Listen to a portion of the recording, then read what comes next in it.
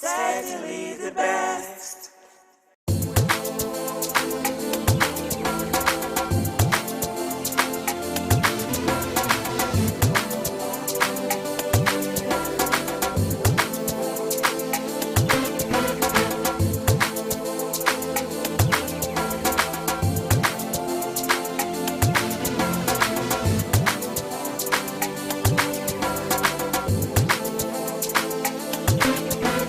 Behind the glass doors of cold rooms and freezers lies a major source of protein for many households. Frozen chicken, turkey, and fish have become common food items in homes, restaurants, and food businesses across the country. From importation and storage to transportation and final sales, frozen food pass through a chain that is highly dependent on electricity, fuel, and efficient handling. Any disruption along the chain often reflects to the final price paid by consumers. On this edition of Market Survey, we examine the current prices of frozen chicken, turkey, and fish, the factors influencing their cost, and how traders are responding to the market conditions. Frozen chicken, turkey, and fish are largely sourced through importation and large-scale distribution, making their prices sensitive to several factors. Traders explain that costs related to import duties, foreign exchange, transportation, and storage play a significant role in determining market prices. Cold room operator says the cost of running generators has increased as frozen food require constant power supply to prevent spoilage. Fuel expenses, maintenance of cold storage facilities, and logistics all add to operational costs, which are often passed on to consumers. At the retail level, traders price frozen items based on size, weight, and type. Prices can also vary depending on supply levels and consumer demand. During the period of high demand, such as festive season, prices tend to rise, while lower demand often leads to slower sales. Consumers say frozen chicken, turkey, and fish remain important protein sources, but prices changes have affected buying habits. Many buyers now opt for smaller portion, cheaper alternative, or less frequent purchases in response to rising costs.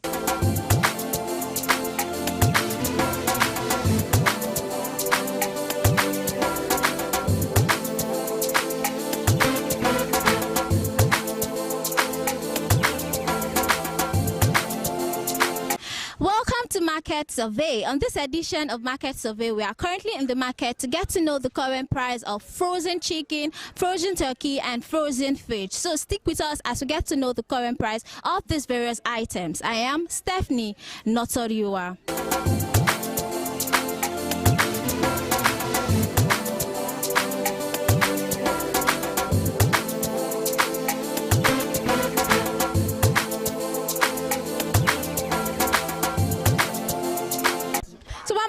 Chicken and turkey day for market now, the price is not come down. Yes, it don't come down.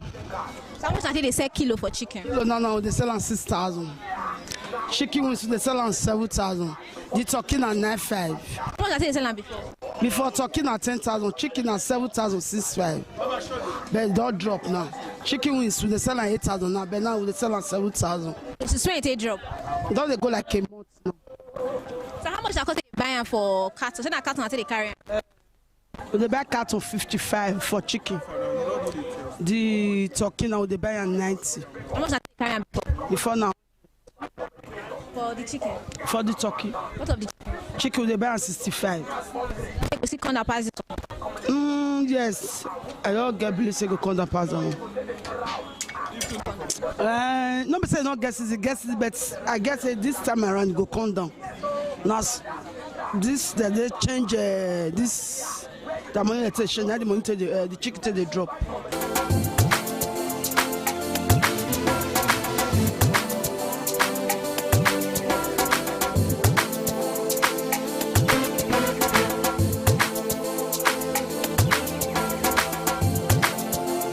Before they sell on 5,000. So that's 6,000 at the last price now? Yeah, this is on last price. So how much until they carry give this carton, this small carton? This carton are 10 kg and then as it be so. Now 60,000. Some people will give you 62,000. So depending on how the price they come for them. Yeah, so that's what it be. How much until they sell them before? Before they sell 50,000. So it don't increase now. Yes, it don't increase. So what about turkey? How much they sell kilo? Kilo now for turkey now 9,000. Before now 8,750. So that means it does still go up. Yes. How much they sell the carton? The carton are 90 for now, 90,000. We say no, they frozen. We say no block. And one we say it can't block. Like the price is the difference. If people want buy and they'll say this one no block. At the same price. At the same, because people sell at a lower price, now with that loss, a huge loss.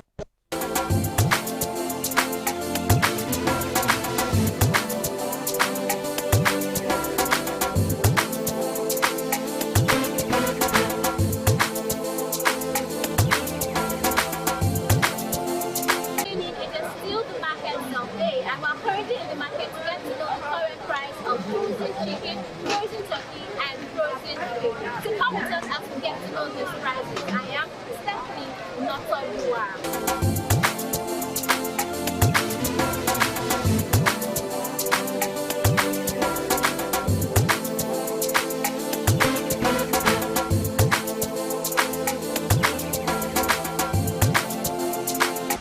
How much they sell Scooby and fish now? 1 and 4,000.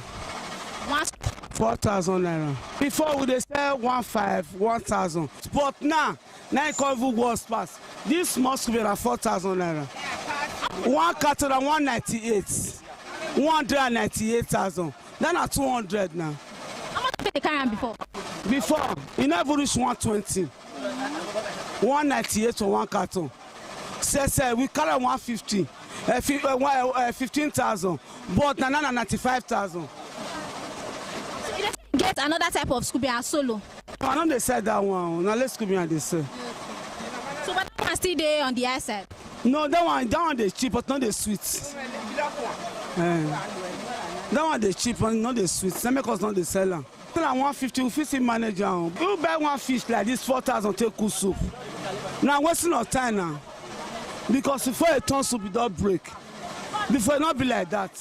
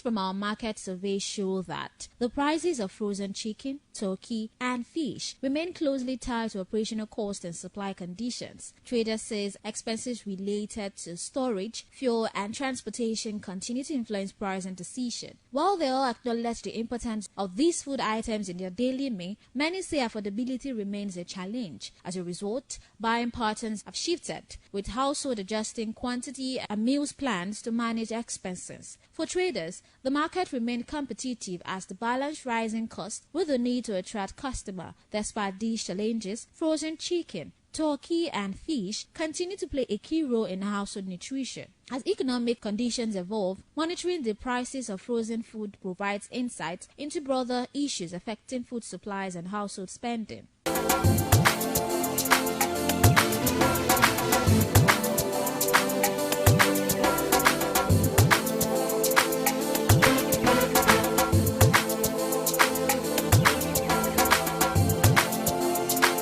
Traders report slow patronage, explaining that while goods are valuable, consumers are more cautious with spending. The balance between keeping frozen food affordable and covering operational costs remains a daily struggle for sellers. As market activity continues, the price of frozen chicken, turkey, and fish serve as a reflection of broader economic pressure affecting food supply and household budget. For now, traders continue to adjust to these realities, navigating a market shaped by rising costs and changing demand. Sellers explain that frozen product requires uninterrupted power supply to prevent spoilage. As a result, operators depend heavily on generators, making fuel cost a significant part of their daily expenses. These costs, combined with transportation and market levies, continue to influence the final price paid by consumers. Despite the availability of frozen chicken, turkey, and fish in the market, patronage remains slow. Traders say many customers now buy in smaller quantities or reduce how often they purchase frozen food as they try to manage limited household budgets. For traders, the situation has created a difficult balance. While they strive to keep prices within the reach of consumers, they must also cover operational costs to avoid losses. Some say profit margins have dropped,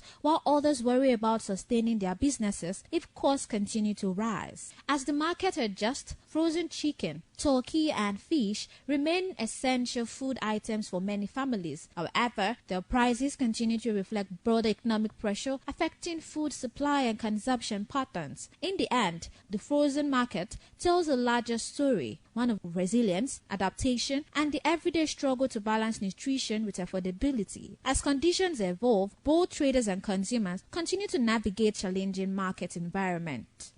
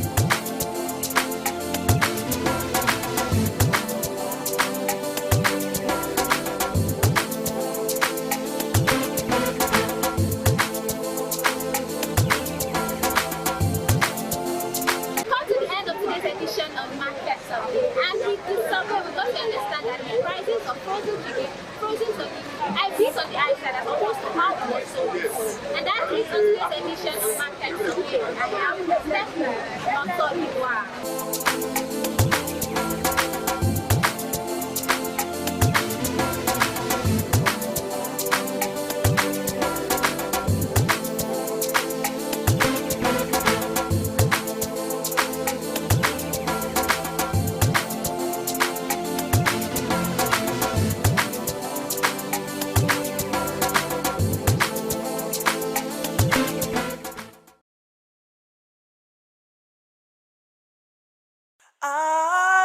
ITV, steadily the best.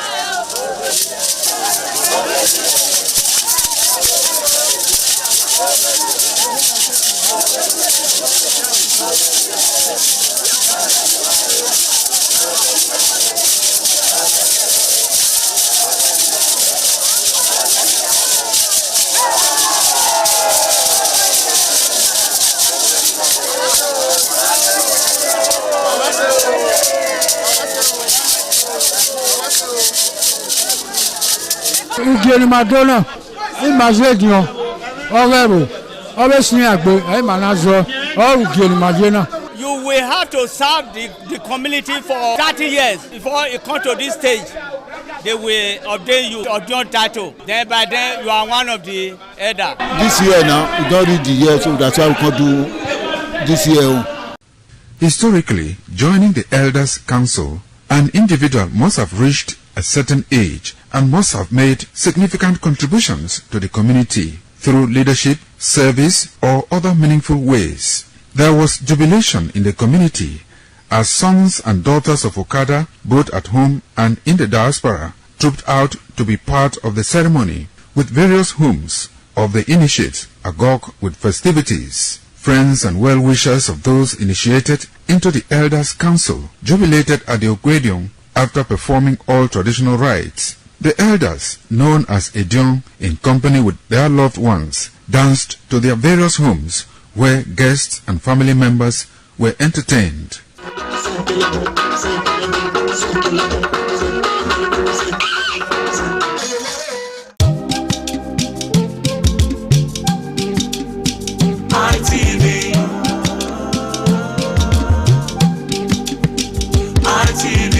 ITV, certainly the best.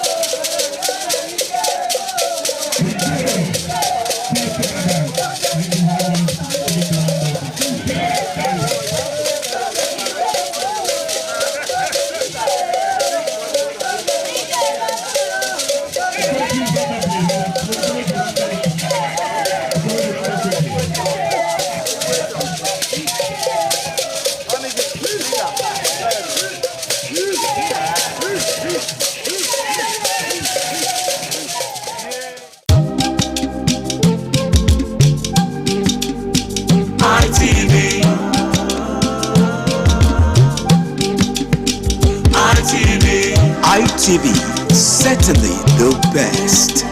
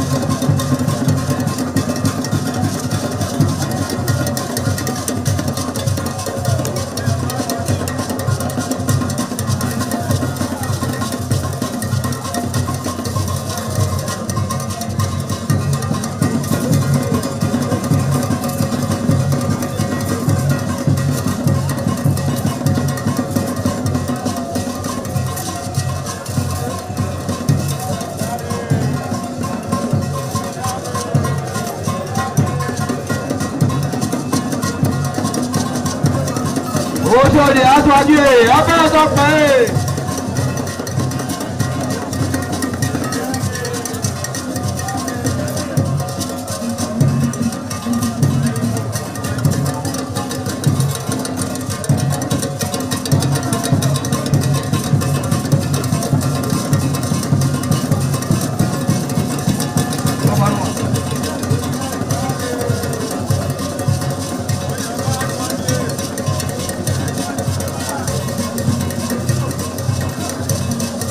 Àyàbá dọ́gí abẹ́ẹ̀dọ́pẹ́.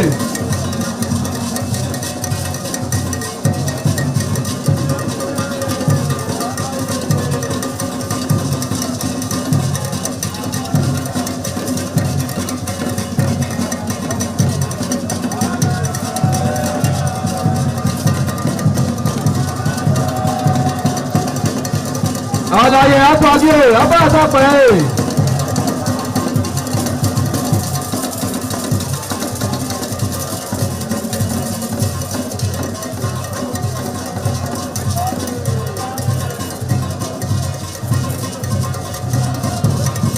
Ẹgbẹ̀júwà.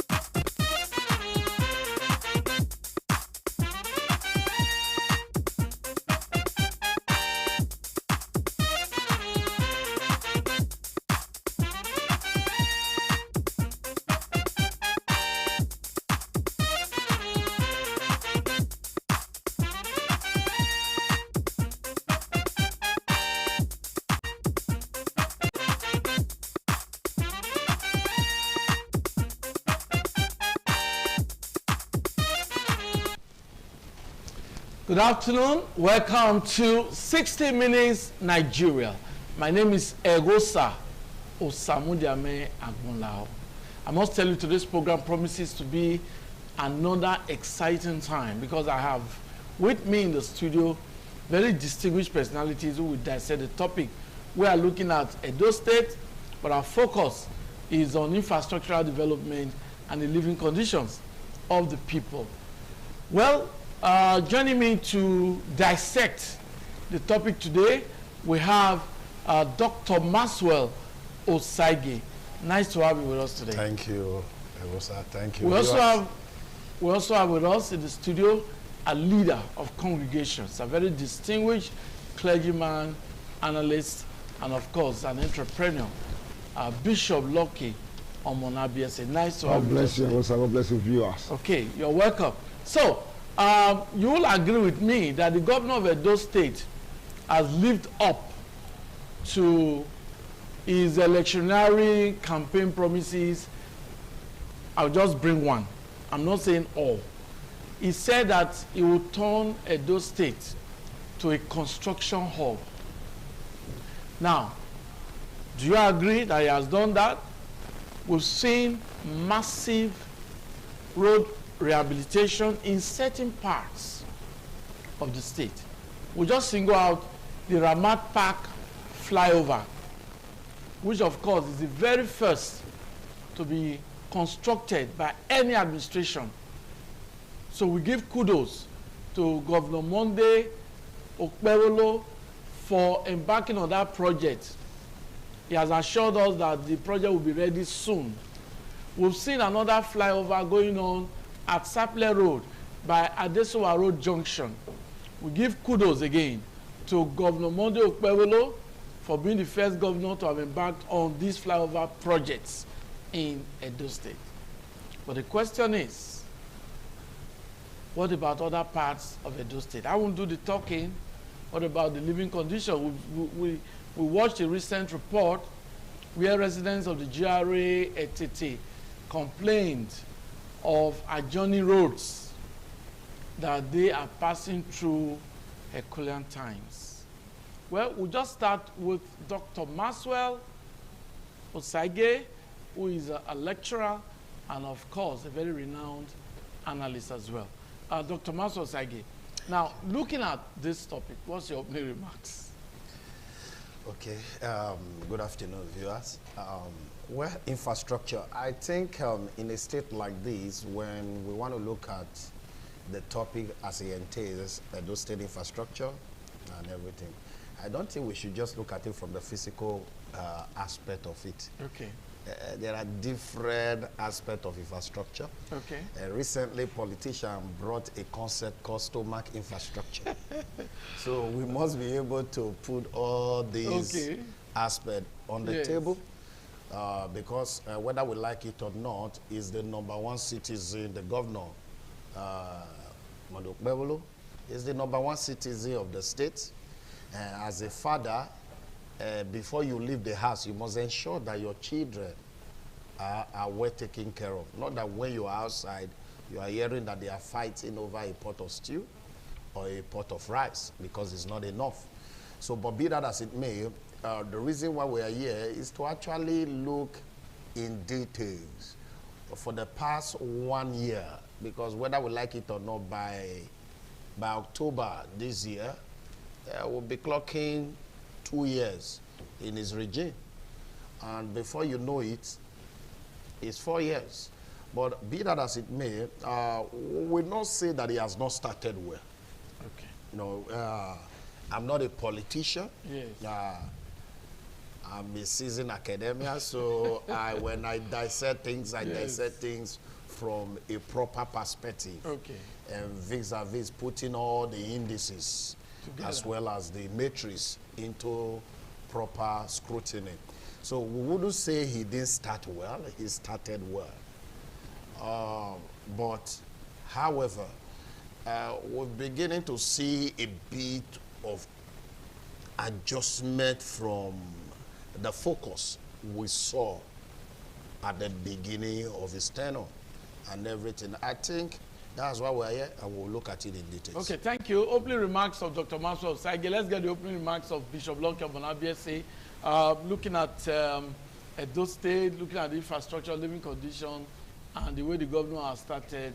What's your opening remarks? Well, thank you, Osa. The governor is doing well, like concerning roads and whatever. He's still doing well.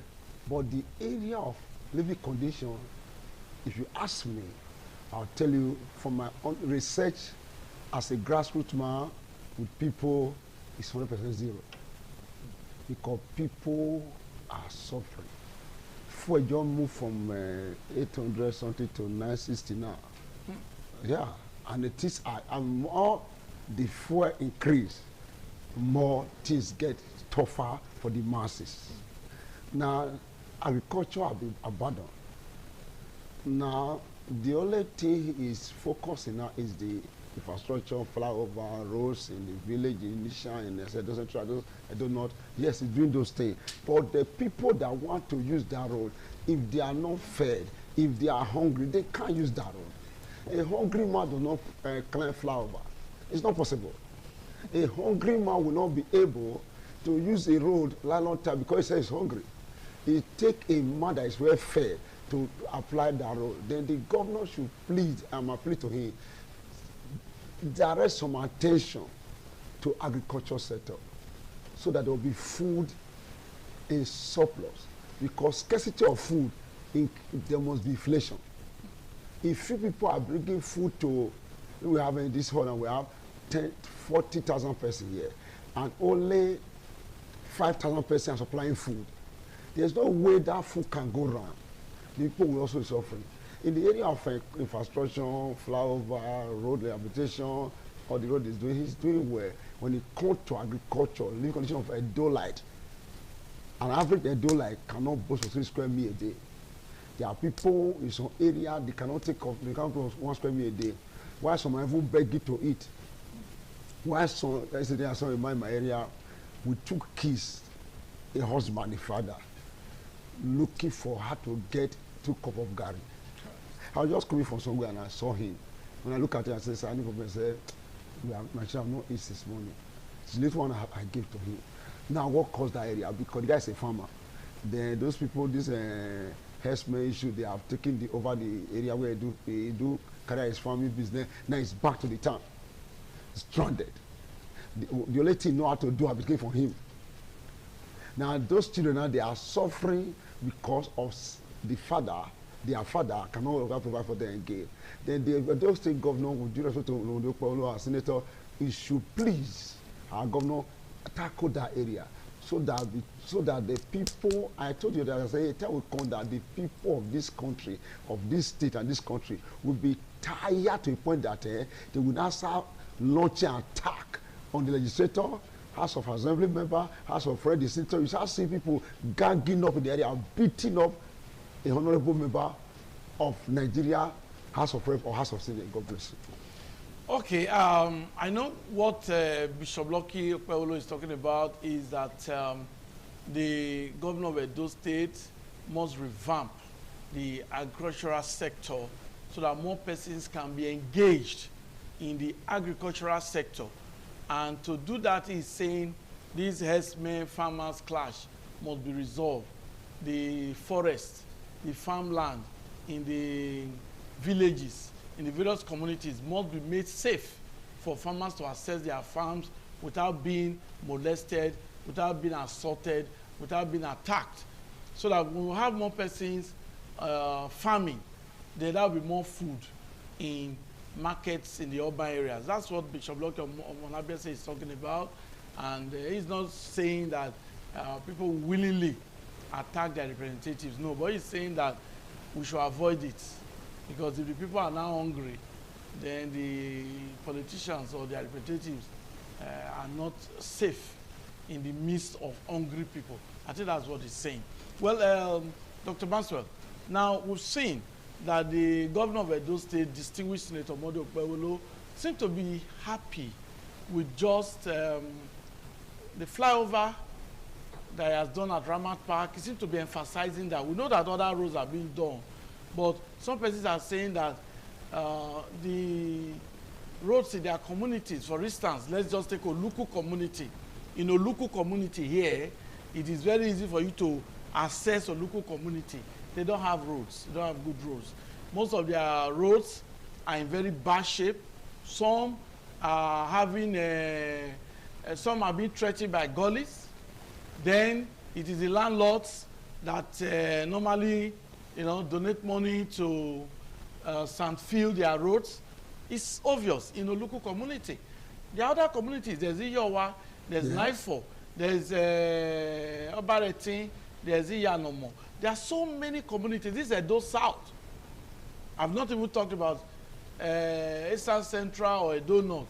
We know that at Udomi, the hometown of the governor, is a construction hub. So many constructions are going on there. But some places are saying it shouldn't be just Ramat Park. The governor should also think of other roads in the localities, in various communities. Maybe you want to look at this perspective. Okay, thank you. It will be unfair if we say the man on his own part has not tried. He has. What are you talking about now? Okay. He has, and he's trying. But just as you said, there are some areas and everything. But don't forget, some of this gully issue is not a state kind of thing. There's what we call ecological fund. And that ecological fund is directly from federal government in tackling some of these things. So you never can tell, but it's the duty of the governor to help in assessing this fund.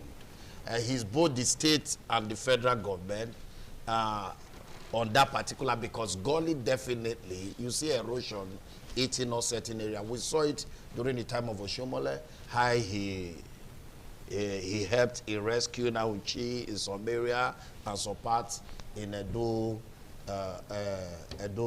South.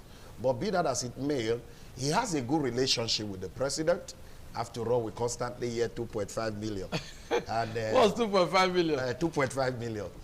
Because the governor has assured the president that he will give president 2.5 million votes. In Edo State? In Edo State. Okay, so it's the baby of the governor now. It's the baby of the president right now. Yes, the baby of the president. Yes. By virtue of president hearing 2.5 million, even though I think by the last calculation is our registered voters up to 2.5 million. I think the last time, I don't have that data here right now, but I know that there is no, I know that there is no election that we have conducted in this state that we have where you combine all the vote together, that we had up to 1.5 million voters. The governor may have his own strategy to get those numbers in favor of the president. No, see, let us not play politics to gallery. See, when we talk about, there's the difference between Aristotle and Plato is that one is idealist, the other one is realist. Aristotle is realist. Many of the things we put into public view by way of idea, they are far from reality. Let us not come here in the name of playing politics, we hide things, and at the end of the day, nothing good come out of it. Let's talk what is actually real. What is real? I know that's not the debate for today. Yes. There is no election that we have conducted in this state, and I do not think the way the electioneering processes is going on now is only God that will make us in Edo State get 500 votes when you add all of them together, if it will be up to 500. Because 500 what?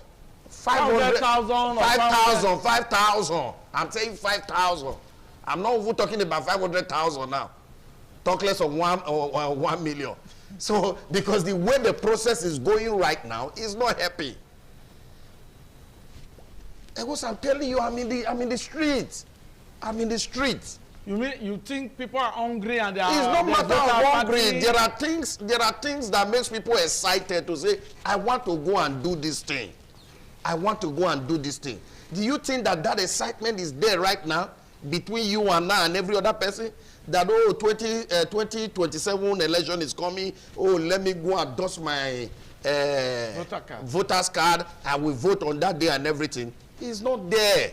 Because there are a lot of things, you heard my bishop just now, there are a lot of things playing in the minds of people. But be that as it may, let's come to the infrastructure. Okay. That's stomach infrastructure, as he said. People are hungry. But is that the work of the governor? I doubt.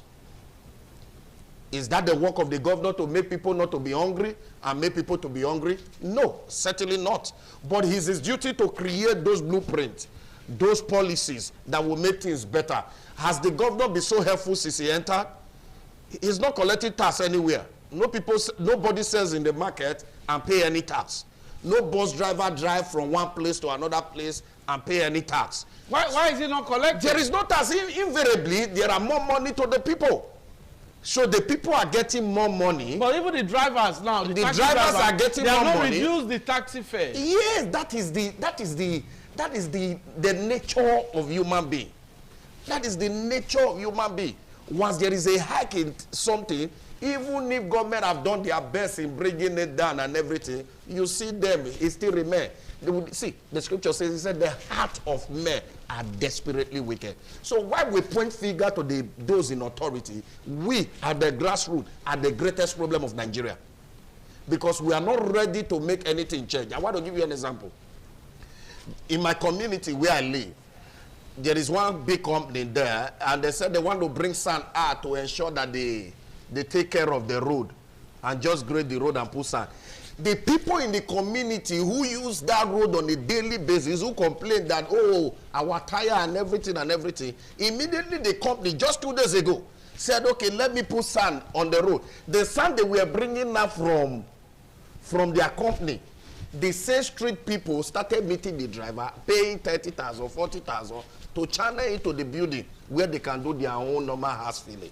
So to fill their foundation. To fill their foundation. Instead of road. Something meant for the road. So is that the governor's issue? Is that a governor issue? Will you say that company has not done well? Maybe the manager has given a go ahead. But individuals that are complaining on the same road are the people who started siphoning the processes. So see, let's call this spade a spade. Let's come back to the governor. In terms of road, yes, indeed, I don't understand why governor is doing a selective approach to road fixing. I don't know why he's doing selective. He's best known to him. He knows his pulse. So I want to believe the reason why he's not collecting all this money, where if you go to Edo GIS, it's like everybody's sleeping there. That's an agency that is meant to be generating money. If you go to all other agencies and everything, if you go to our New Benin here, our FRO, what do you call it? Internal generators. Almost all of them are sleeping. Now, these are people that we are paying. See, when you live in a place, you must be responsible to the place. Now, one of the things that makes us responsible is that we pay our taxes. Yes, indeed, on the governor's zone, he has felt, okay, he need to bring food to the people's table. So, for that reason, he's not ready to take money from anybody. What he's getting from federal government is solving whatsoever he wants to solve. But he must understand that what will make the food to leave the farm to marketplace is good road. Now, as we speak, I have problem with the infrastructure. Let me tell you where my problem lies. For everything that he's doing is not actually the concept infrastructure developing, the company handling this thing. For example, Saplero. I live in Saplero houses. Okay. This Chinese company, when we are growing up, when we see Julius Berger, when they are doing road, when we see ROCC, when they are doing road, they create adjoining streets. They maintain a street where people can be passing through. But this why the construction is going on. Now, what I saw in this 1 year plus of the infrastructural process is that we just see people doing road. They don't even care whether people live in that environment. They care less. And at the end of the day, you are impoverishing people by way of time, because time is money. If I'm meant to get to my place of work by 9, and I'm not getting to my place of work by 12, it's a problem. If you watch the policy of the cashless society that the president just suspended, why did the president suspend it yesterday? He suspended it because at the airport, people were spending more time in the name of the cashless policy. And he said, as I yesterday, he said, this cashless policy is suspended so that people cannot be queuing. I said to myself yesterday, if you want to do this kind of thing, there are ways you create a better algorithm for it that will enable seamless approaches to it that people can pass and everything. He suspended that IGRO as a result of time that they are wasting over there. We have a governor. People are doing road. The people that are taking that road, they are hungry. They don't have place to pass. You cannot even take through Sapele Road. You pass here and pass here, they just block. Ogege, at a point I was driving, between Ogege and BIU. It's a problem with all the trailers and everything. No adjoining. The adjoining road they are doing, you know, definitely before they do the main road, they do the gutter. Yes. Now you are doing a gutter across an adjoining road. You will do it, you will just leave it there. No slab that will enable them to drive at and move to their place. These are problems. So we are not saying you shouldn't do infrastructure. Must you do infrastructure to punish the Edolite? It's not done. So when we are looking at all these things, is yes, indeed, there is selective in the approach of the road. Okay. Yeah, people in GRA, they are crying. People in certain areas, as you mentioned, they are crying. So if you want to do road, just tell us. If you want to be fair, say 6 road in Edo South, 6 road in Edo Central, 6 road in Edo North. That is fairness and equity. So you heard President yesterday. We heard that he has approved 6 major roads across Edo State. That's transparency. We'll come back to you, Dr. Manso. Bishop Lucky. Yes, sir. Now, I know that you have a lot to say. Looking at even the road infrastructure, the governor, like I said, in my own opinion, seemed to be happy with that. Is a flagship project, the Ramat Park flyover. Seriously. Commendable. But there are other roads in other communities that are not tarred. The rainy season will set in, and people will not be able to even drive out of their houses. So many roads in the communities, not in the city center. What's your take? Well, the governor should extend this structural plan project to this community. Oluku here. Okay. Oluku, as a case study, there is no road. No road in Oluku. It's so bad. You pray if it rains in Oluku, if you came out of that road with that car still alive, it's by the grace of God. No road. Get to Yogi, no road. Igosa, no road. Okay, if you go to I call it Iyowa, there is no road. A Johnny Street in Iyowa, if it rains, is something else. Now, if you go to those area of farming, there's no road. The other day, last year, I'll go to one of my daughter to bring something from the farm. I have to park my car, get a bike. Even the bike, I have to store somewhere. Use my leg to go and look for, get the thing. Now, look at the people that are even farmers. They are suffering to bring those their goods to the urban city. And things must be expensive. The governor should, if he's giving his flyover, thank God for that, everybody happy with it. 100%, you give flyover 60%. The other 40 what? Give it to the community roads, so that we can, in case of tomorrow, we want to bring things down to urban area, we have road to bring it down. Then number 2, he should not select road. He's a governor of Edo State, not APC governor. I said before, I said, this party system in Nigeria is our problem. He's a Edo State governor, not APC governor. Once he's voted in, he's now governor of everybody. Everybody, whether you are APC, Afghan, whatever party, whether you are Muslim, Christian, Voodoo, traditional person, king, we are all Edo-like. He's our governor. He worked for the Edo people. That party system, if he can remove it and start focus, okay, let me work for everybody. Because whether you like it or not, if you decide not to do my road where I live because I am not your party, automatically anytime I am passing there and my vehicle is getting breakdown, I will remember you. This man, it's not about the party now. Yeah. The issue, I joined the doctor, he should come up with a strategic plan. In Edo South, I want to do 10 roads. Then with the Edo South, say, Governor, sir, with due respect, this is your 10 road, do 6 in the urban area and come to rural area where we produce food to the urban area and do cease. Edo Central now, when the last 2 weeks I was in Edo Central. If you go to Edo Central, the major area where the government do massive project is his village. Udomi. While the other side, I asked one of them, I said, are you sure this area, are you people from Edo Central or you people are from different area? The guy said they are tired. He just said, Bishop, we are tired.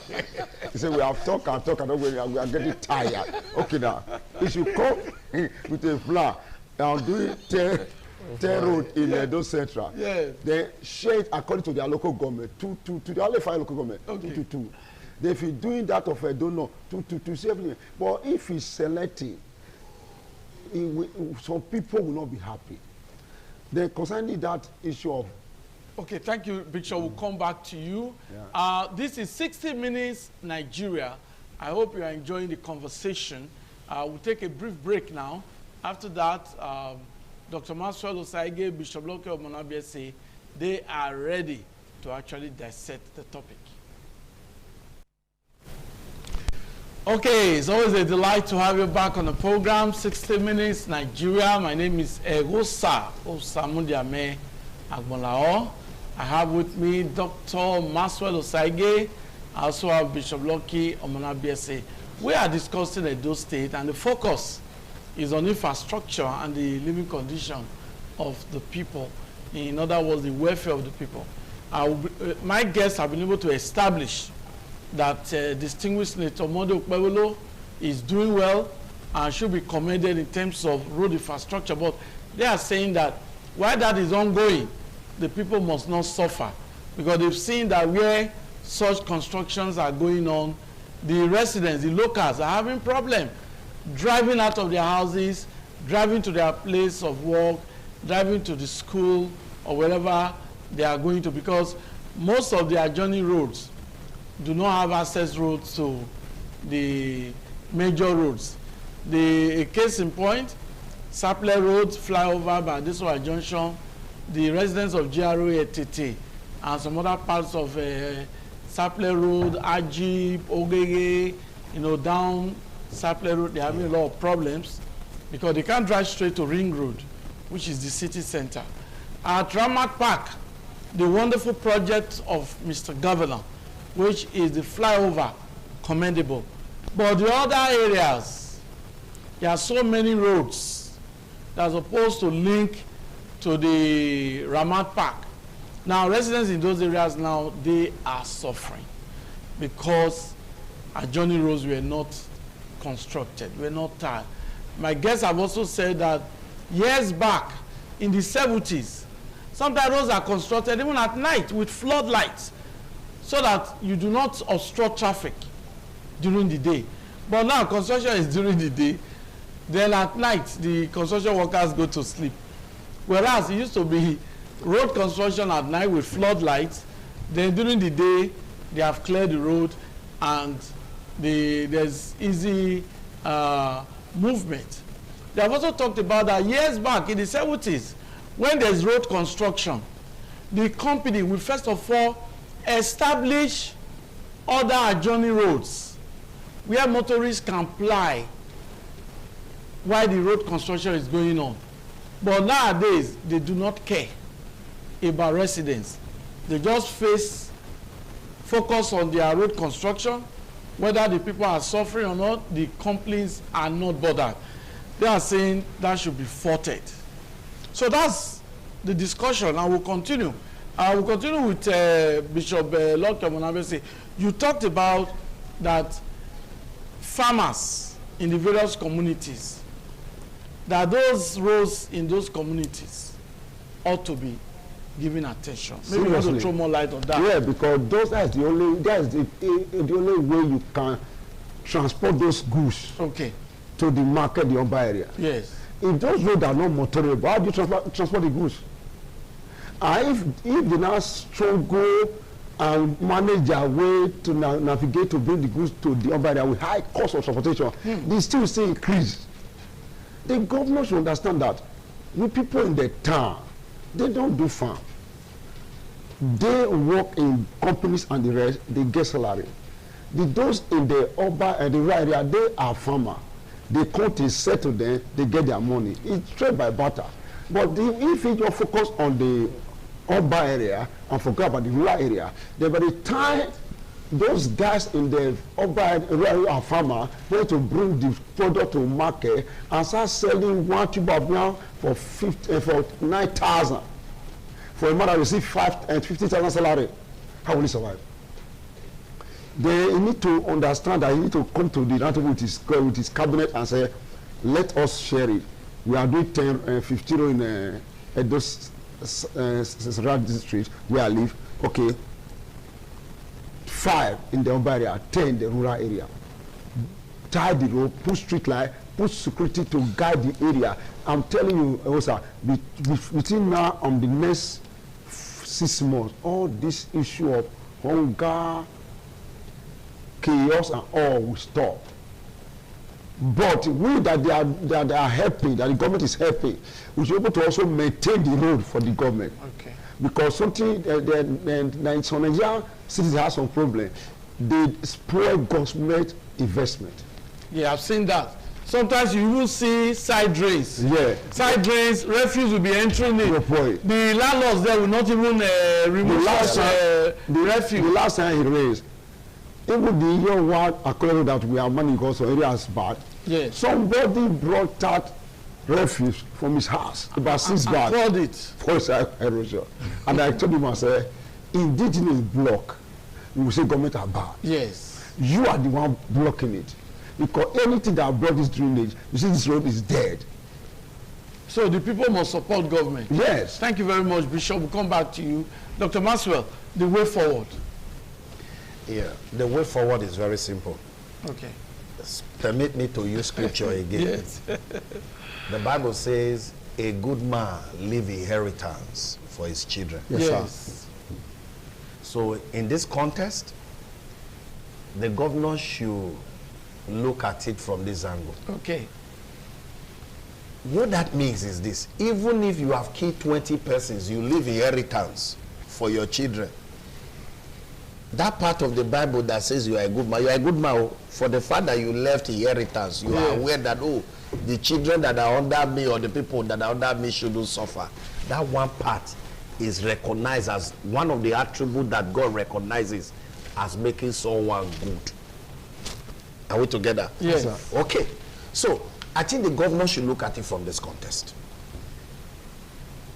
That from things, this democratic process, okay, we've really not have someone from Edo Central who massively got the support of everyone, like this, aside Abrusali. Okay. Even with the massive support for Abrusali, we knew how it ended. If not Esama. You remember that story? That rescued him from prison. So now, Osareme Osumbo just spent few years, then Oshomole came in. Now, we don't think there is any court issue now that will likely remove. There is none. So he has his 4 years as the current governor. So invariably, the light has shined on him in the current dispensation as the first person coming out from the Edo Central, and he must be able to leave this regime as a good man. He must be able to tell the people that when there's, I'm sorry, I try not to be sentimental, or I try not to go through tribal perspective. Yes. I try not to be sentimental when they come to tribal. Okay. But whether you like it or not, this is how our electionary processes has turned to, or our election has turned to, where it's now turn by turn. If a country is moving forward, do you care where the person comes from? No, it's because the country is not moving forward. This one is saying my person must rule. But be that as it may, he's the first person right now in the current dispensation who we will say will finish his tenure. By God's grace, he will finish his tenure. And if God permits, if God tarries, he can continue. And deliver for the Edo State people. But be that as it may, he must ensure that this legacy, posterity should speak for him by doing the right thing.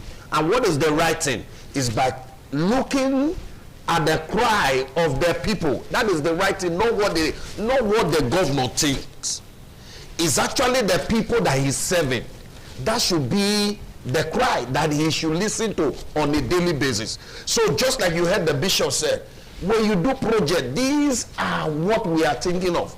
Create a blueprint on ground that will make people to remember you 20 years to come. Whether you like it or not, there are still some roads in this Edo State that are attributed to Ugbemudia. Yes, sir. After how many years? We see say Ugbemudia did this road. Yes. So it should be said of in time to come, it should be said that indeed Monday Okpebholo, one-time senator who became governor, this is the road he did. I'm sorry, why I will thank the former governor on how he brought a more a kind of a structural tendency to governance and everything. One thing which I said in this program before, one thing I said that I was not okay with is that as the governor was leaving, all the road he did also left with him. Because whether you like it or not, there are still some road that we are still talking about that Oshomole did. Yeah. That are still active till tomorrow. Tell me the road that the former governor did, Obaseki did, that will say is still standing as of today. I doubt. There are one or two command as far as those roads are concerned. But when you go to Airport Road, carry out research. Those roads that he did went with him. That's one part I didn't like about the former governor. Why I admire him in terms of administration, guidelines, and the policies he brought aboard, how he strengthened some areas and everything, you ought to have also put into proper perspective that indeed all this infrastructure are things that will speak for you 10 years to come. Whether you like it or not, we take this road now, Benin Lagos Road. Those extra lane that Oshomole added, if you had not added those lanes, today you and I would have still been in trouble in this Ugbowo Road. Take it or you leave it. Go to Airport Road. Everybody said it was impossible. You cannot expand it. He did. That thing is still there till tomorrow. No asphalt has been laid on it since he left. How many years now? Almost more than 10 years, almost 10 years since Oshomole left. The road is still active. That's why I said, tell me the road that the former governor did that I will say is still active. That's one part that is not speaking well for him.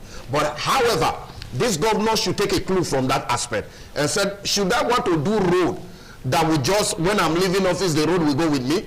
Because one of the things we use in measuring the activeness and the doggedness and the performance of governors today are majorly infrastructure. How many roads did you construct? We don't even talk about water again. It's just the road, the road, the road. Now, if it is the road that we see that you construct, why will you just concentrate your attention on flyover? Flyover. There are other roads. We have more than how many millions of roads in Edo State. So you should be able to look at these things and say, how will this part benefit me? How will this part benefit me? And that benefiting you is the people that you are leading. No way constantly appearing in other media channels that are nationwide for the wrong reason. A few days ago, we heard destroying billboard in 21st century in certain part of the state. The other day, we heard we shouldn't be appearing for the wrong reason. And people talk, imagine they were talking the other day, say Edo State again. And I told me, I said, I am a proud Binima. Yes. A proud Binima. So when I hear Edo State again, invariably all of us, we are like this. We are not tout in this state. We are well-learned people, and we should be represented in the public in the manner by which everybody will look at us and say, yes, this is Edo State. Yeah. So those areas that the governor is not projecting well now, because whenever they go there to project it on all these media channels and everything, you are painting us in a very wrong manner. Meanwhile, there are a lot of things that he's doing. Okay, so you should be able to put this into proper perspective. We'll come back to you, Dr. Maxwell. Bishop Longki, yes. We've seen that we need to look at the good side of this governor, Okpebholo. We've looked at other areas that we think that he should do more. Now, Professor Ambrose Ali is one man who continue to remember God what he did in education. Yes, sir. So what legacy would you say that this governor should leave behind? What do you think this governor should do that we should remember him for? Number one, he should carry everybody along. Okay. In all his projects, whether it roads, in agriculture, education, carry everybody along because we are in the 21st century. Okay. He should carry everybody along. I should give us solid road. His constructed road, let it be solid, so that will remain for the next 10 years. So that when the next governor emerge, he should not think of that road again. Okay. Not that you are leaving the road you constructed photo everywhere, and the next governor is coming to contact us on that billion to reconstruct, to rehabilitate the road. As if they are doing one road all over again. That's the GRA issue. And then, okay. When you come to farm agriculture, okay. I said before, you should look for genuine farmer, not political farmer. We have political farmer, we have genuine farmer. Political farmer are those in party I quote, yes. Then they are not farmers, they farm by mouth. Then while the real farmers are in the bush, trying to make this work. And or then bulldoze a large acres of land. Have state farming to support individual farming.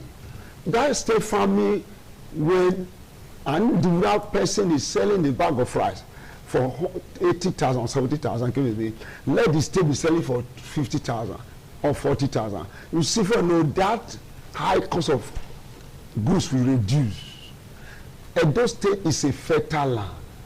In your backyard, come germinate. In your backyard, plant cassava stand. Yes. In your backyard, yams. The Edo State is the fertile land. We are blessed people. And the Edo people, we are not lazy. So for you, I say, I don't want to hear Edo man is a lazy man. That is provoking me. Edo man is a lazy man.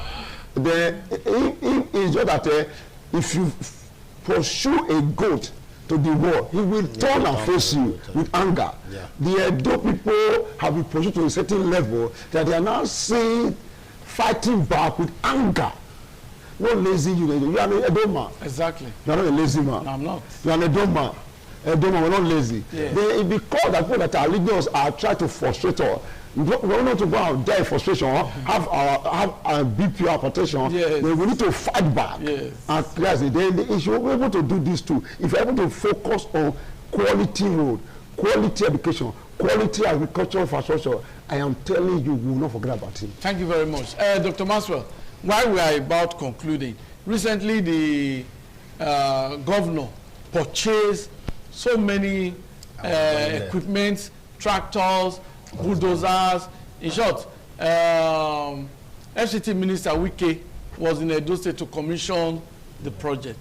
But some persons are saying that such monies should have been maybe used to directly construct roads in rural areas instead of buying this equipment for local government chairman, that after some years you may not see those equipment again. What's your take as we conclude? The same thing, I was coming there, the same thing, the intention by which the governor using purchasing those trucks, they're actually good intention. But it's not just all about the governor now. The people you are leading. You know, I said before, I said, we, the humans, see, the most difficult thing to lead is easy to control good than to control human. No, I was go and do research. Yes. Right. It is easy to control goat. If you tell a goat, he will run and come back. Tell human go, he will say, why?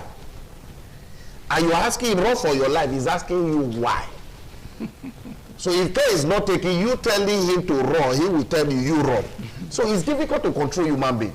Yeah, has the government done well by purchasing those things by way of saying, okay, fine, we don't want you to be saying you don't have money to carry tractor, you don't have money to carry bulldozer, so that we can have all those adjoining streets constantly being graded. Yes, sir. Then you buy diesel, just grade as many roads you want to grade. This is not a matter of looking for money now to say I want to rent tractor or I want to rent grader. You have it at your beck and call. But guess what?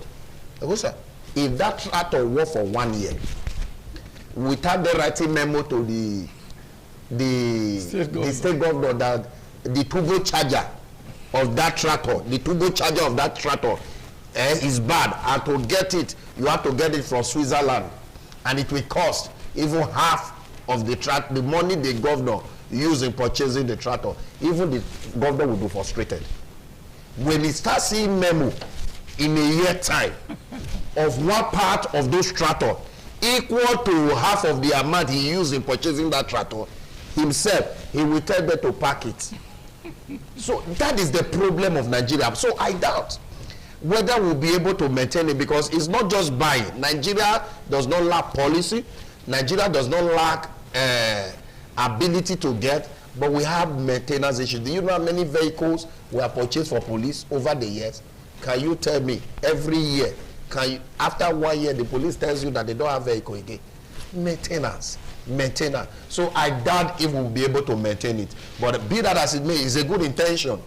Grade as many roads you want to grade. We used to have it those days. We are just at when we were growing up, a tractor will just come and will just start grading your road. They said it's a local government chairman grading. That has not been happening for years now. So I think that's the culture that the governor is trying to bring back into food, which is very good, and I commend him for it. So, but be that as it may, people should be able to extend this gesture that he has given to us. Let's take it back by encouraging him that this approach or this idea that he has become a reality in doing that. But the part I want to say, Ewosa, is this.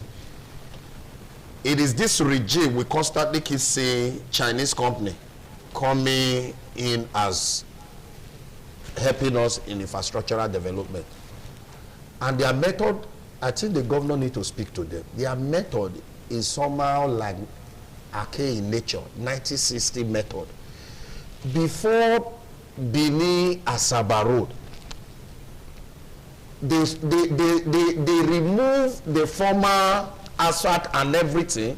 It took more than 6 months before they started now. And the work is a piecemeal and everything. And I asked myself, what kind of work is this? We know Julius Berger, when they start a work, they will tell you they want to close it to this level. The same way in Sapler Road, the ODG and BIO houses, the same problem. Sometimes we just ask ourselves, what are they doing? It seems to us that these people, they just wake up and say, okay, let's just do here today. They wake up tomorrow, let's do here today. So there is no a proper roadmap of, oh, we want to complete this kilometer section, or this section or this meter.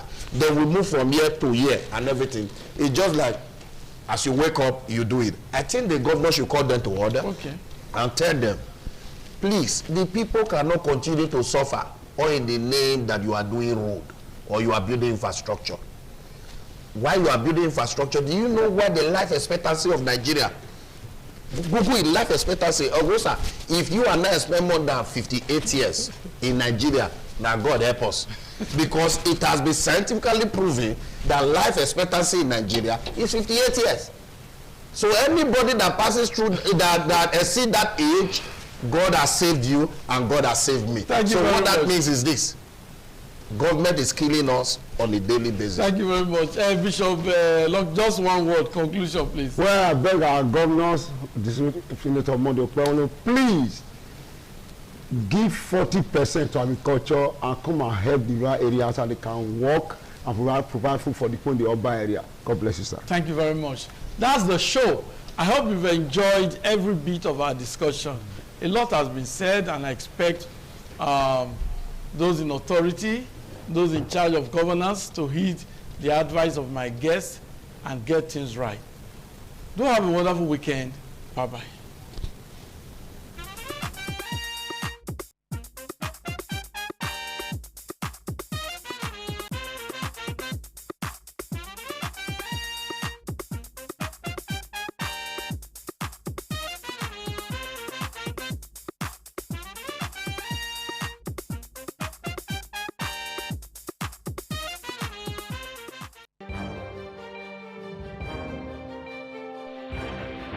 This is ITV. Certainly the best. I certainly the best.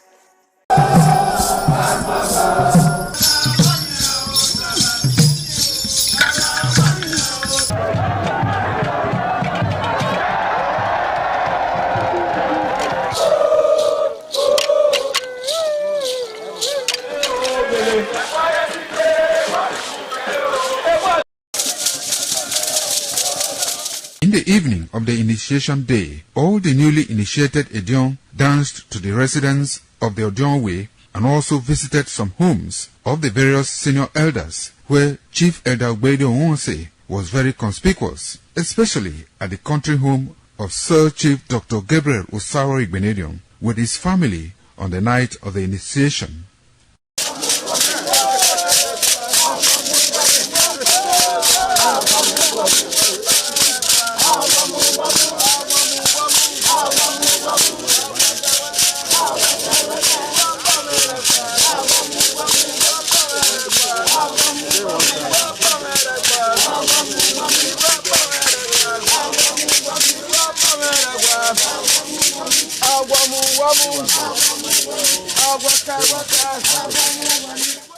On the following morning, as part of the rite to be performed by the newly initiated Edion in Okada town, the initiates, led by Chief Elder Ogbede Onwonse, visited the Esama of Benin, Sir Chief Dr. Gabriel Osawo Igbenedion, at his Okada country home residence to pay homage and appreciate him for all he has done in the development of the community, which has placed Okada in world map. They also thanked him for his role in the success of their ceremony. They commended the Esama of Benin as a custodian of Benin cultural heritage and for revitalizing the age-long tradition of the age-grade ceremony.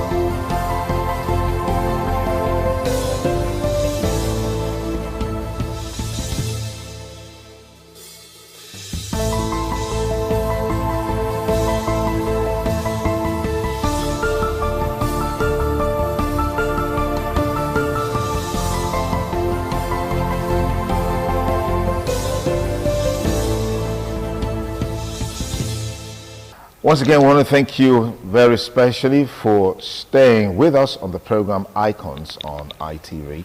I'm Sonny Duke Okosun. My guest today on the program is UK-based, and of course, it's been helping young people fulfill their potentials away from violence and some of the vagaries of life that usually inhibit the progress and development of young people. Isosa Hekoma, Big Sosa Hekoma is with us in the studio. Thank you for joining us. Now, you said a while ago that you are in school now, studying criminology and sociology. How has that experience been for you? Obviously, at first, I'd definitely say it was very, very difficult because not being in education and then going back to education, it's easy for you to feel like, you know what, what's the point? But it's like, for me, one thing that's kept me going is that I'm not just doing it for myself, I'm doing it for all the young people looking at me, looking to me, looking at me as a role model and everything else. And especially being a public speaker and also being a voice for these young people, it's like everything I do in my life is basically make sure, I'll say to make sure that they know anything is possible. So it's like I have that burden too, on top of everything else I'm doing when it comes to the educational aspect. But balancing work and also university, very, very difficult. Even in being in Nigeria, like literally yesterday, I spent at least 2-3 hours having to do my assignment and everything else, making sure that it always get done.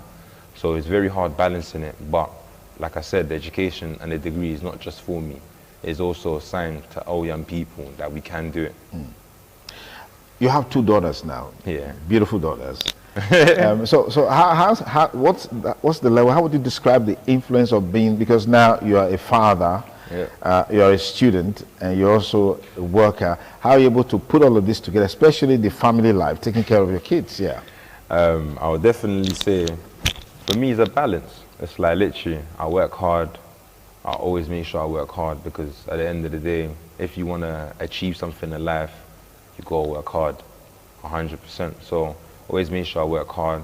Always make sure that obviously I have time to spend with my family and be able to invest in my kids, because at the end of the day, they're the biggest investment I can make in this world. And then the university fits in when it fits in. Like literally taking at least a couple hours to read or research or take time. But also because of what I study and because of the job that I do, they work together. Okay. So if now, let's say I'm doing a research on like, let's say forced criminality. Let's say I'm doing a research on someone who was involved in like creating actually, you know what? The best one to use is Andrew Tate. So obviously, there's a influencer called Andrew Tate, and obviously because I'm studying sociology, I had to write about it. I had to write about what is the negative stereotypes when it comes to masculinity and everything else. And obviously, I focused it on Andrew Tate. And for me, it's like I'm able to use that same information into my public speaking. Because whatever I find on, let's say, the research I've wrote, I'm able to then implement that into my profession. So it's quite good because they come in hand, the lived and also learned experience. And I believe at the end of the day, because I have lived experience of a subject, it's good, but learned experience has put me on a different type of standard, different type of category. And that's the place I plan on being, is being involved in rooms that I'm able to make serious impact. You've been away for about 20 years. You left at the age of 7. You left Nigeria for the UK at the age of 7. And now you're back after 20 years. Share with us what the feeling is like and why was it impossible for you to connect home this period? I mean, I haven't gone through all that you went through, but at some point there was some level of stability. Is your dad still alive? Do you have somebody back home, maybe a mother, grandmother? I mean, I would say that obviously, like my mom obviously tried to travel when I was 2. So, and that's when she disappeared. And when I was 2, my father died at the age of when I was 15. So for me, it was like connections with my family, I didn't have any. So I didn't really know my family growing up like that. Maybe at some point I might speak to my grandma and everything else, but I didn't really know my family, and I didn't keep consistent. And also over there, I was trying to survive. I was trying to survive not getting killed every single day. So it was like, that was less of your concern. Like, at that moment of time, it's like to think, oh yeah, you know what, yeah, I might need to fly to Nigeria quickly, or am I able to fly to Nigeria? Yeah. I was thinking, right, I need to survive today, survive tomorrow, survive next week. And then, but also, I'll say later on as an adult, what also prevented me from coming earlier, before my grandma passed away, was that I didn't have my status in the country. Okay. So for me, if I was to leave the UK, I would not be able to go back to my kids. Okay. So it was like, I couldn't take that risk. I had to make sure that was sorted out first. And that was sorted out, thankfully, thanks to the UN, the start of this year. And after it was sorted at the start of this year, when I went to go speak at the United Nations, it was a fact where it was no-brainer I was gonna come at the end of this year to go see my family. But also, I thought to myself, I'm not just going to take this opportunity just to go reconnect to a family. I'm also going to take this opportunity to find out more about myself, who I am. Because growing up, I've always felt like I had a hole in my chest because I didn't know who I was. I didn't know where I come from. I didn't know my tradition and everything else. Especially trying to fit in the UK, easy for you to lose your culture and everything else. And I lost a lot of that because I wasn't surrounded by my people. I wasn't surrounded by my family members. I was surrounded a lot by UK culture and the UK custom. So I got used to that. And now, coming home and being connected with my own culture and where I'm from is one of the most important things. And this whole week, I'll say that one, trying foods, two, trying, what do you call that, pure water and all of these type of things and all of that. Like, these are the old things I'm trying, and I'm thinking to myself, right, like, okay, it's okay. I can do with this. But at first it was very much like, oh no. Even coming there, like, and having my cousins and that, they laugh at me because I'm constantly putting mosquito creams on and that. Because I'm scared. I'm like, yo, like, is this a mosquito bite? Tell me right now, like, I'm taking the tablets. Like, my cousins, they laugh at me because they think to myself, nah, you be UK boy. Literally. But it's like, I find it very much welcoming. Like being back home, getting in touch with my roots, understanding where my people, what my people have gone through, who they are. Like this whole week, I just remember sitting down and speaking to my team and just saying to my team, raw, like, Nigerian young kids, they work hard. Extremely hard. They work hard.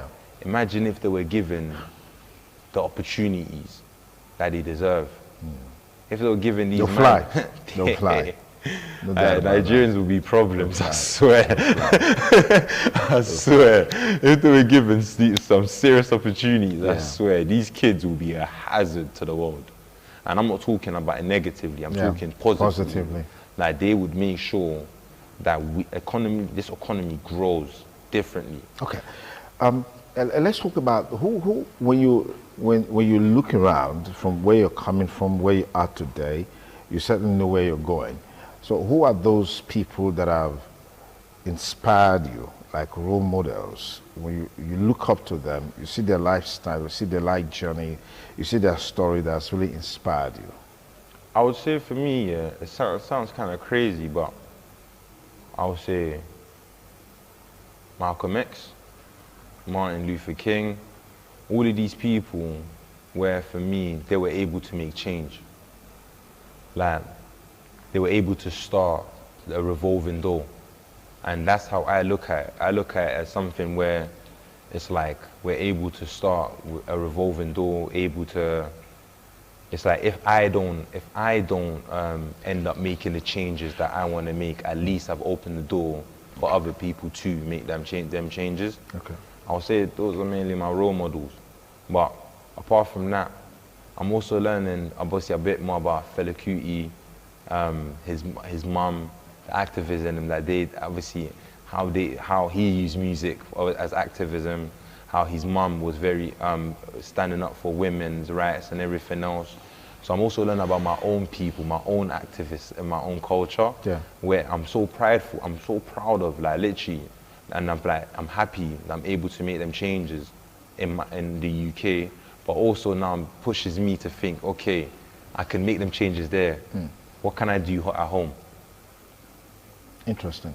I mean, when I first saw you today, I concluded that probably you're a rap artist, or maybe you're doing hip hop, or you're doing any of this stuff, the way you look. So this genre of music, which of them, really interests you the most? Which what would you say? Music. That question? Yes, music. Yeah. What type of music? Yeah. Me, I'm a Benin boy, man. I like Charlie Poppy. I'm a Benin boy. All right. I know you left pretty young at age 7. So then you could speak Pidgin. Yeah. Can you speak Pidgin now? Your sister Sabi speak Pidgin. I'll say the most I probably know is how far now, how you did. even my grandma and my grandma and my aunties and that, they tried to teach me obviously Tutu, Yoruba, like Akaro, Ekaso, all of these type of things and that. So for me, it's like I'm learning. Okay. I'm learning. So apart from how far now, how you did, how your side. Okay, it's improving. It's getting better. What do you call it? I'm learning. Okay, I know a few things. I can understand. That's the main thing. Yeah. I can understand. Okay, now back home, you've been interacting with people, right? So, what projects do you have, like a platform to engage young people, dissuade their mind from violent activity? I mean, if you've been following some of the happenings back home, there's been a lot of issues around cultism, gangsterism, and all of those stuff. So do you have maybe like a project or a platform to have that sort of engagement to dissuade their minds from stuff? So for me right now, is basically, I feel like to make change, you got to understand the field and the economy you're dealing with. And that's where I believe this trip was very important for me. Because coming here at first was very much focused on trying to understand why people take that risk to travel illegally out of the country. And then obviously understanding that opportunities and everything else was one of the main things. Okay. It's a thing where, like, obviously I have a charity in the UK. So it's a thing where for me, I'm trying to then obviously see what opportunities I'm able to create over here for young people too. And I'll say it's creating work, creating, like, literally wanted to create like resorts and all of these type of things and opening more opportunities for young people in this country. But like I said, you've got to understand it to be able to think of a solution. Yeah. And that's what I feel like this trip has been for me, is understanding. I'm here for like a month. Wow. I'm here for a whole month. I'm not here for no 2 weeks or 1 week and then think, I'm going to leave. I'm here for the whole month. I'm here till January. And the reason I'm here till January is because I really want to understand everything. And I don't think even after that month I'm going to understand everything. I'm even sitting there with my team planning to come back next year. Okay. Like, I'm planning to come back a lot more so I can start implementing and be involved in making these changes back home. Okay. Because at the end of the day, yes, I'm able to make changes in the UK. And I'm very happy I'm able to make changes in the UK. But I'm Nigerian. That's where I'm from. Yeah. This is where my people are. Like, if I'm not able to help and make changes with my own people, then really and truly, who am I? Like, that's one thing that's important for me. That's one thing I take pride in. Like, literally, I'm able to make changes in the UK and I'm happy. The influence and everything else, being involved in the government, being involved in the policy changing, being involved in researches, being involved in documentaries, and being the face of forced criminality in the UK, I'm happy about that. But then now I've moved over to then being a face of criminality when it comes into the United Nations. Yeah. I'm happy about that too. But I'm also Nigerian. I'm gonna have to come home. My kids are gonna have to come here. Definitely. Like, literally. So if I'm not able to make these changes over here and also help my people, lad, I don't really feel like I've done enough. So for me, the vision is more than the UK now, more than the United Nations. It's also making sure I'm able to create something here. Like, if it's a little something to start that change, then that's cool. But able to create that. Okay, what's your advice for Nigerians in diaspora who had the opportunity to make impact, but a little bit reticent coming back home like you did?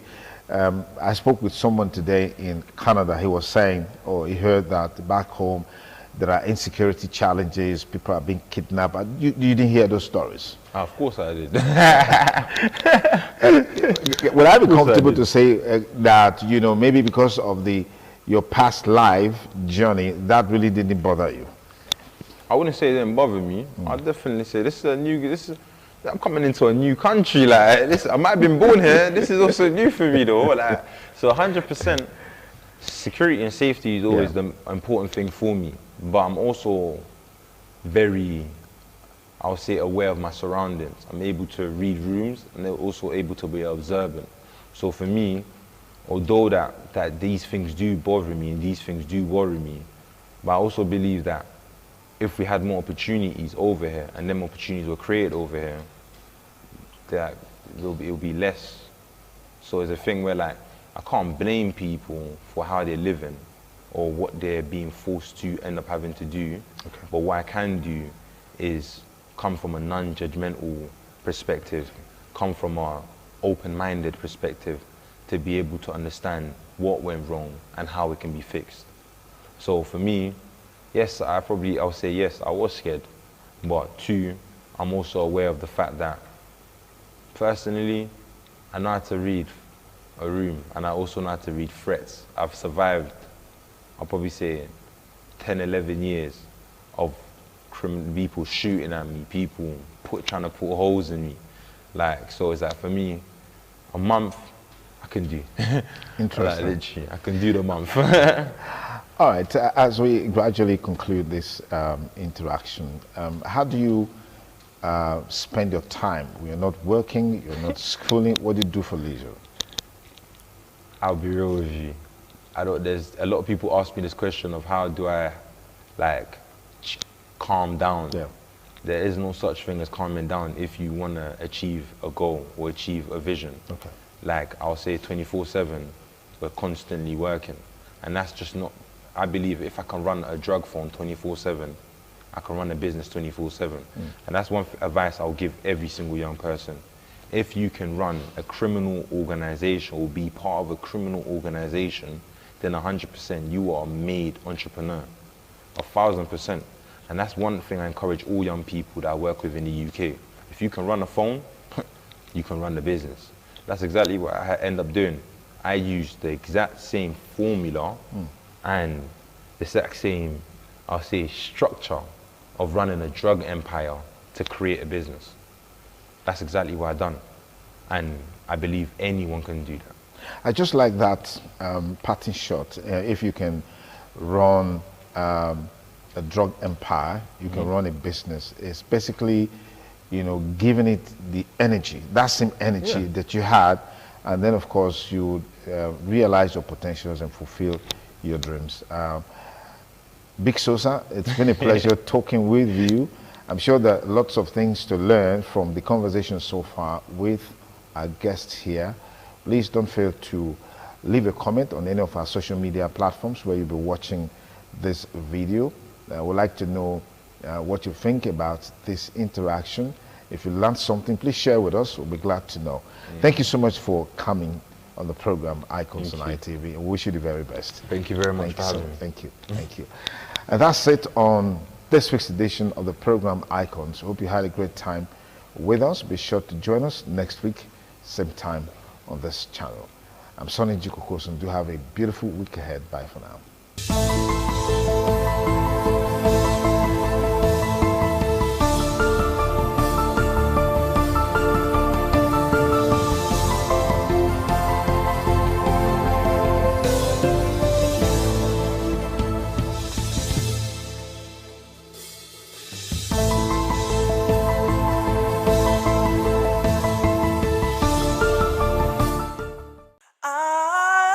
ITV, setting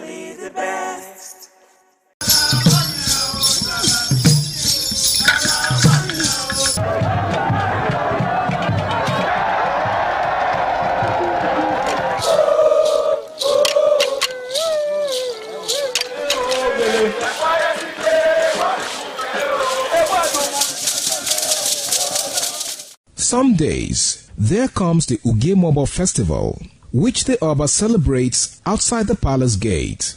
A pavilion is built of red cloth where rites are performed to drive away all evil spirits still unsatisfied by the year's sacrifices.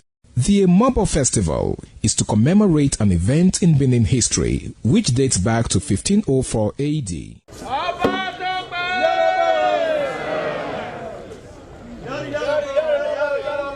Yari yari, Oba Tope!